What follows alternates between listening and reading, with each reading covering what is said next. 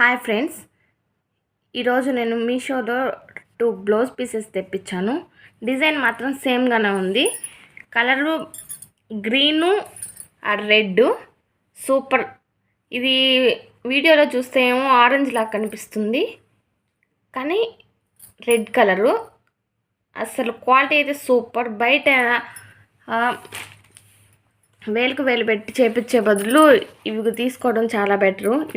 ఇది hand part, front part, back part. Reddy కూడా same.